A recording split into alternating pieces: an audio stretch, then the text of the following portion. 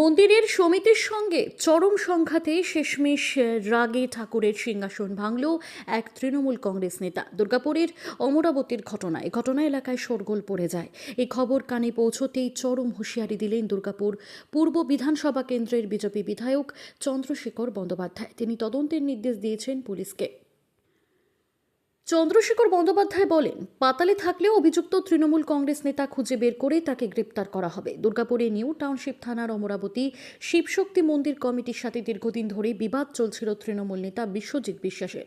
সোমবার রাতের বিশ্বজিৎ বিশ্বাস মন্দিরের সেবায়ীদের কাছ থেকে চাবি নিয়ে মন্দির খোলে, তারপরেই সিংহাসন ভেঙে দেওয়া হয়। রাতেই এই ঘটনা জানাজানি হতেই গোটা এলাকা জুড়ে চরম শোরগোল পড়ে। ব্যাপারটা হচ্ছে যে এই সিংহাসনটা 15 তারিখে এখান থেকে মিস্টার বিশ্বজিৎ বিশ্বাস ওনার সমস্ত লোকজন নিয়ে বলপূর্বক এখান থেকে স্থানান্তরিত করেছিলেন দুর্গা মন্দিরে। আমরা কী কারণে?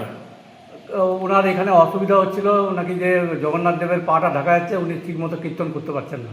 আচ্ছা, তো উনি এমএলএ সাহেবের থেকে আমরা বলেও ছিলাম যে আমরা সরিয়ে দেবো, এক সাইডে করে দেবো, কিন্তু সেটা উনি মানেননি।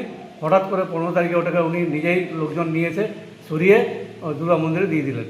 আমরা তার কোনো প্রতিবাদ করতেও আসেনি। ঠিক আছে, আমরা গিয়ে খালি এমএলএ সাহেবকে বলেছি যে আপনি বলেছিলেন সরিয়ে দিতে, কিন্তু উনি নিয়ে চলে গেছেন দুর্গা মন্দিরে, ওখানে গেট ডাউন করে দিয়েছেন।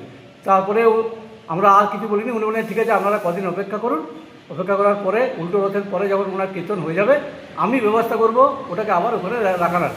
এবং সে ওনার কথা অনুযায়ী উনি সেই ব্যবস্থাটা করেও ছিলেন আর সকালের দিকে, দুপুরের দিকে। কিন্তু হঠাৎ করে রাত্রি 9টার সময় বিশ্বজিৎ বিশ্বাস নিজে এসে পুরোহিত মশাইয়ের থেকে চাবি নিয়ে আমাদের কারো পারমিশন, কোনো ইনফরমেশন না দিয়ে এটাকে ভেঙে দিয়ে উনি চলে গেছেন। কেন?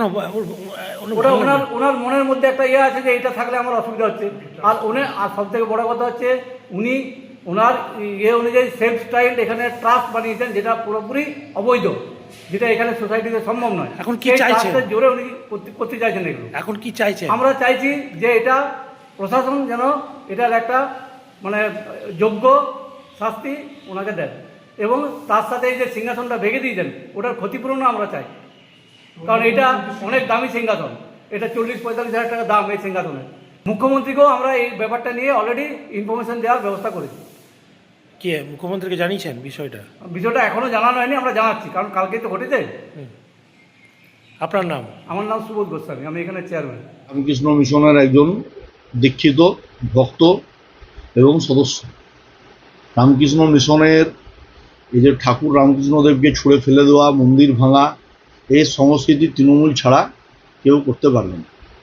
কারণ দেখবেন মমতা ব্যানার্জি স্লোগান দিতে বলতো রামকৃষ্ণ ও তৃণমূল, তো তারই তো শিষ্য বিশ্বজিৎ বিশ্বাস, তারা এই কাজই করবে। আমি অলরেডি আমাদের ওসি এনটিপিএসকে বলেছি, শিউলি ম্যাডামকে, যে ইমিডিয়েটলি বিশ্বজিৎ বিশ্বাসকে গ্রেপ্তার করতে হবে। তো পাতালের ভেতরে থাকলেও খুঁজে এনে অ্যারেস্ট করবে, কোথায় আছে জানার দরকার নেই। ঠাকুরের মূর্তি ভাঙবে, হিন্দু সনাতন ধর্মের অপেক্ষা করবে, অপমান করবে, এই লোকেদের, এরা জেহাদিদের ঘরে জন্ম হয়েছে কিনা বিশ্বজিৎ বিশ্বাসদের, এটা খোঁজ নিয়ে জানতে হবে। আমার মনে হচ্ছে এদের শরীরে জেহাদিদের রক্ত আছে, নাহলে ঠাকুরের মূর্তি কেউ ভাঙচুর করে। অবিলম্বে এদের গ্রেপ্তার করা উচিত।